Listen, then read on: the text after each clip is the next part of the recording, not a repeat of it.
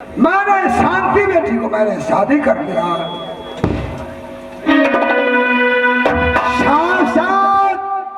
हेमंती हमारे बात को भंगन कर दिया, हमारे बात को निष्फल कर दिया। मैंने सोच रखा उसको ऐसा लड़का मैं खोजूंगा या हमारे हेमंतपुर की जनता तमाशा देखेगी।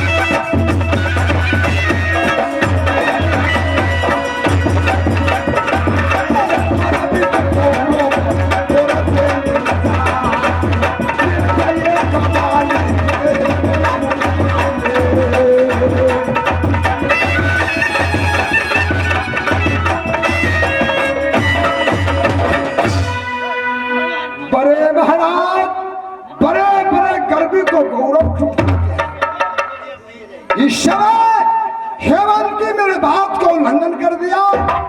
आज मैं लड़का ऐसा मैं खोजूंगा या मेरे राज में जनता देकर खोज हो जाएगा। मंत्री साहब डिंगो डिंगो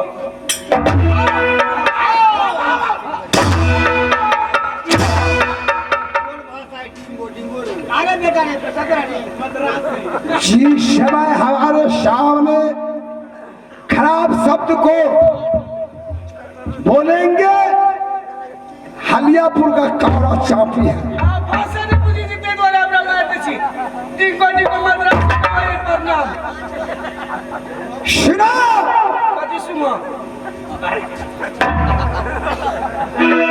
शांति को शादी हो गया, फिर भी हेमंती को लागे लड़का हमको चाहिए। हेमंतियों को लागे लड़का चाहिए, क्यों नहीं? लड़का कैसा होना चाहिए? जिसको शरीर से कुष्ठ फूट गया हो, शरीर से उसको बदबू आ रहा है, नौमन मासी झुलफे आगा पीछा लोग चल नहीं पाए, वो ऐसा लड़का हमको चाहिए। हाँ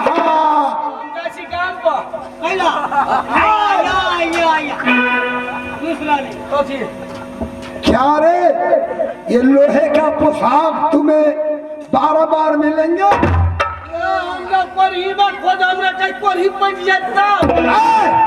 अरे पैसा 2 लाख में 4 लाख देंगे। 4 लाख? हाँ 4 लाख।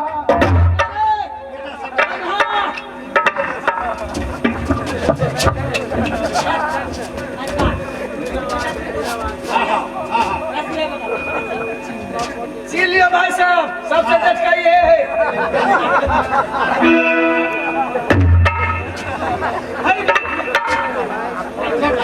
छोड़ लेकिन हाइट में बढ़ छोड़। देख ले पीठी बाबा का दे रे, सारा पीठी बाबा सारा झरा फिर चल गया। छोटा छोरा देख, ये बैठला तीनों भाई है। 4 लाख रुपया हो, 4.25 लाख हाथ कली है, अब 25 लाख रुपया बुढ़िया छोड़ दिया। सुनो, यहाँ जाओ जयनगर। तुम कहता चलेगा, जयनगर बोलो। चलेगा तो चलेगा नहीं है भैया। अरे जयनगर बोलो, जयनगर। वहाँ गाड़ी पकड़ करके मुजफ्फरपुर के रूट में, पटना के रूट में, दिल्ली के रूट में जाओ, रेलवे लाइन में कोठिया मिलता है। अच्छा जब हमने 4 लाख के सवाल है, जाओ जाओ कोठिया उधर में हम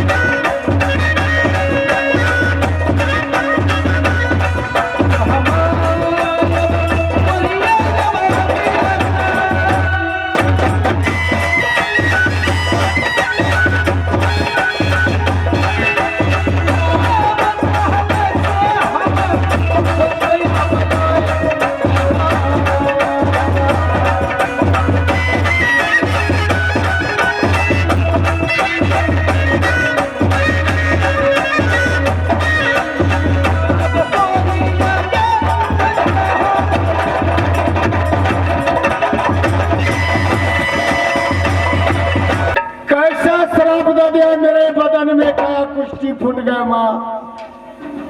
हे माँ, इस जंगल में कोई पानी नहीं दे रहा है, भूख प्यासे से प्राण जाता है माँ। 7 दिन 7 रोज हो गया अन्न बीनू पानी बीनू। हे नागिन माँ, मेरा बदन में कैसा कोढ़ी फूट गया।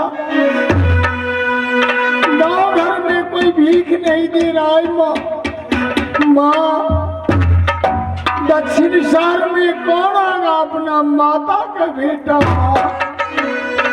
7 दिन का भूखा है, कोई भीख नहीं दे रहा है माँ। हाय माँ,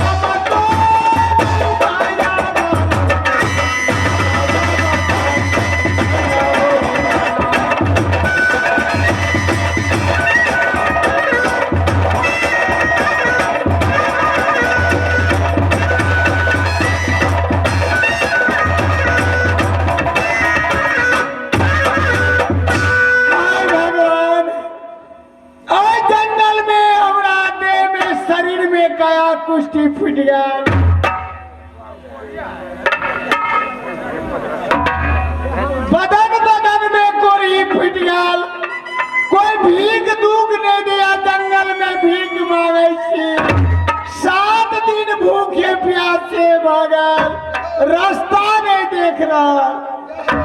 या बपूरी या उतारे मातातिया है माये बहिनिया।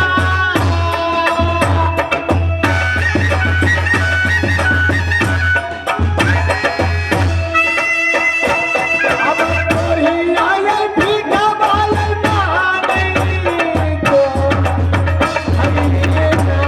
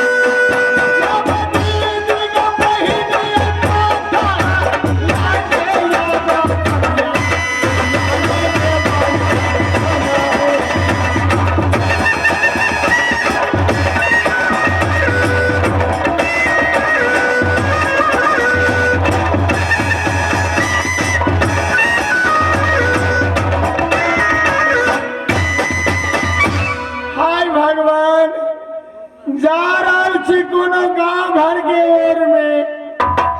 गांव में जाय छी ढेला धिया पुता ढेला से पालक मारैया कुत्ता उलका दैया।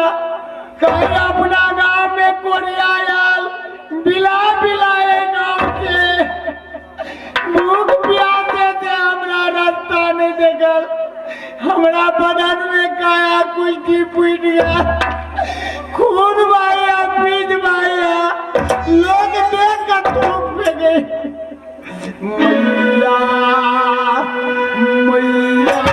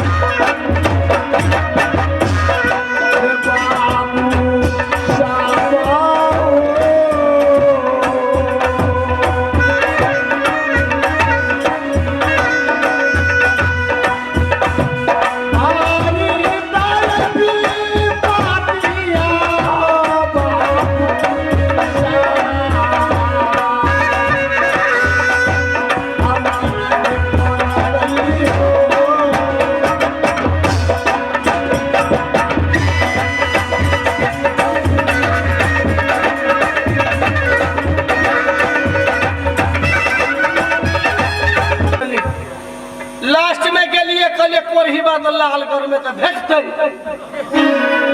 डॉक्टर साहब जमे के कोरहिए छोड़ा देलके हम कोरही आबा के कतो भेटबे नहीं करी कोरही बा हो टुम बोले हो कतो भेटे कोरही बा हो कोई बात सब तोरे नहीं तो कतो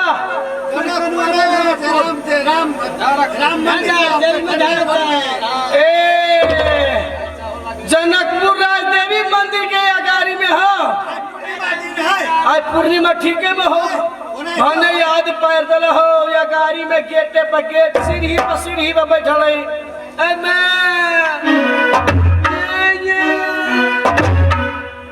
आवाज रस्तार कोली आवाज अभी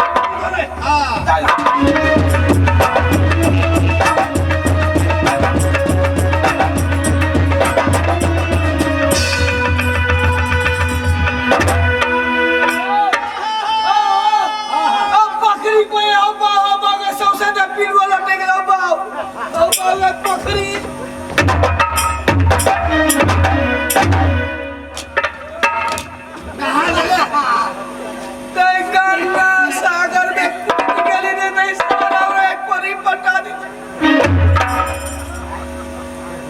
सारी कौन डिजाइन के कोरहीबा है रोसार के लुलुओं में कुछ नहीं है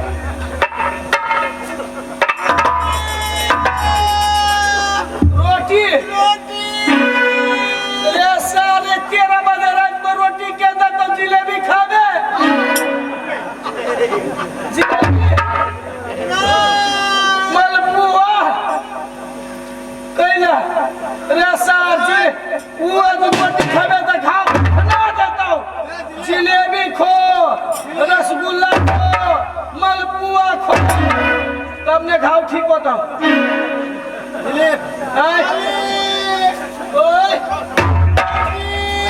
खावे बिस्कुट रोटी बस रोटी खावे तो खाली रोटी रोटी रोटी ले ऐसा के ने कदू खियाबे तो नहीं जाते आओ अति दादा के करो हम छो ना बिस्कुट दाता जा हम भैया की कला नहीं सार के मीठ का खियाबे ले उठ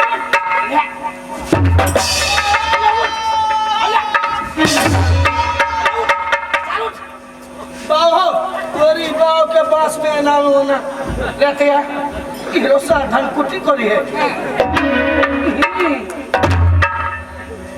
मालिकिया मारे छी हमरा गोरी पिट जाला खून पिजवाया कौन भाई पड़ला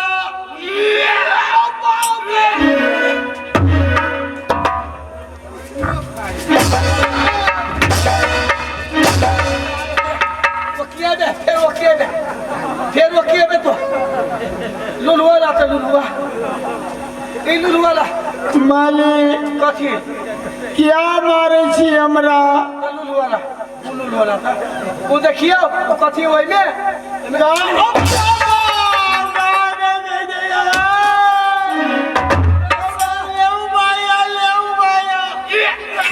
सारा पिलवा ला ते पिलवा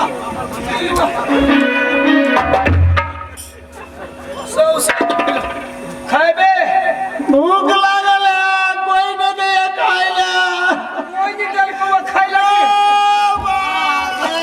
ले सर की करियो माया लागे कोरी नहीं खियाबे तो जते नहीं कोरी आदमी सर के खियाबे पड़ती ले हाथ ला मालिक हमर काम हाथ काम लाके ने आपके नाक के मुंह में किया जा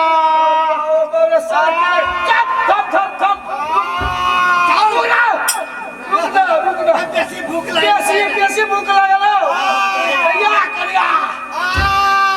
ले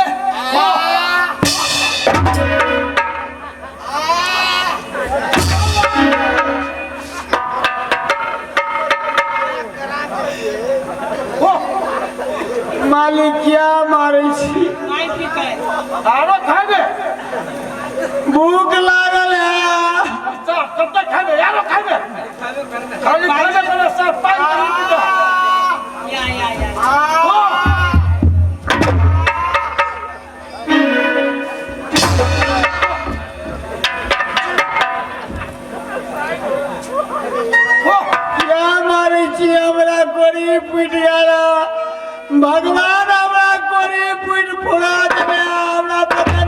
कोरी पिट गया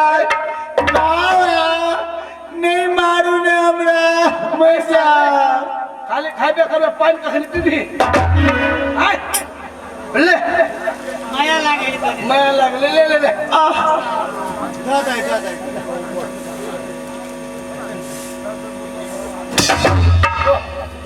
हो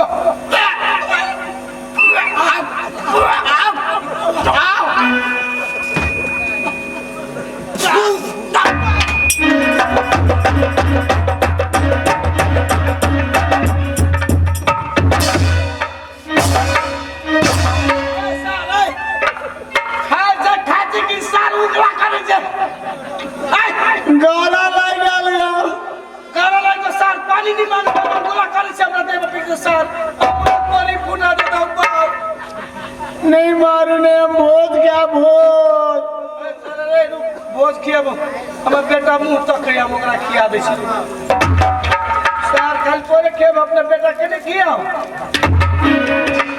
ले छोड़ ले ले खा ले ओकरा नहीं खिया सर ओकरा खाली खिया भी है ना हाय बेटा सीधा किया माया लगी बाप के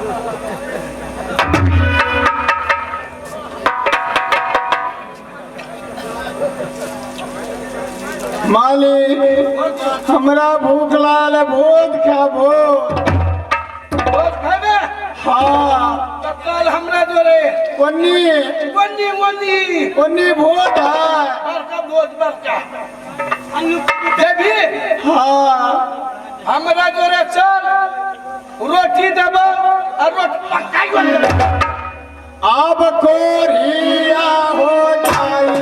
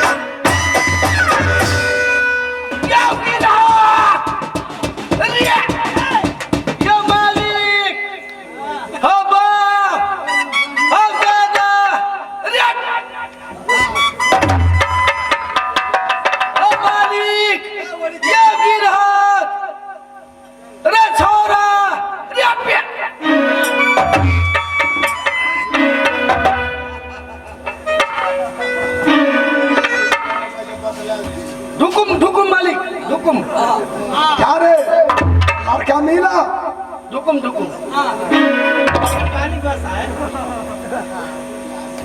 ये लड़का मिला ढुकुम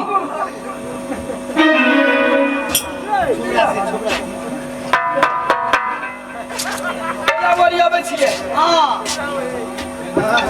ये बतलाओ वो लड़का है कहाँ लड़का देखबे हाँ देखेंगे देखबे साचो के पक्का अरे पक्का नहीं तो कच्चा कौन बेटा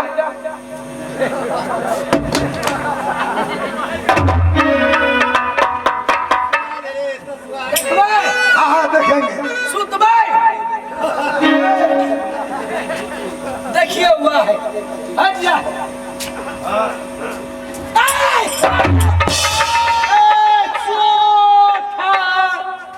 चोखा जब पढ़ी तो फुटिए तो वकर लग में जाए पहले हमरा मेडिकल चेक करा दा तुमको कुछ नहीं होगा और तो जब फिरा जैसा कोरी फुटिए तो तब अच्छा ये पहले बताओ कभी वो शादी करने के लिए तैयार है मालिक के गप कहूँ बड़ी समय के बाद एगो गप कहै छी आदमी के मति बिगाड़ला से सब चीज भ्रष्ट भए छै राज के मंत्री छी ताहि दुआरे ई साला यहाँ के दौरान छी देखियो मालिक, हेमंती के लावे छियै, ओकरा देखा देबै कोरिया के। अच्छा कहीं जे ओकरा देखला से ओकरा कहबे कि तो हम बात मानबे तो ठीक है, ठीक हो, और नहीं बात मानबे तो ये तोर भाग विधाता होतो, ये अन्नदाता होतो, ये तोर भगवान। कहे मान गया तो मालिक मान गए तो कोरिया के फिर तक देबे। अच्छा बात ही नहीं, कैला अपनो राज की इज्जत बच जते आ कोरियो फिर दम कहीं देखला पर समय परिवर्तन भ जाए है।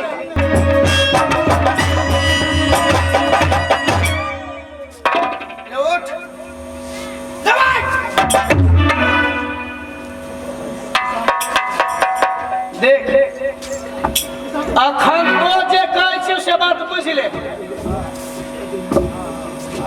अभियो जते बात कहै छी तते बुझ ले, हमरो जते द सके सब माफ कर देबो, नहीं तो के तोहर भगवान होतो आ के तोहर भाग्य विधाता होतो, के तोहर जन्मदाता, सब तोरा समय परिवर्तन कर ले तो ठीक है, ठीक हो तो सब बर्बाद बर्बाद।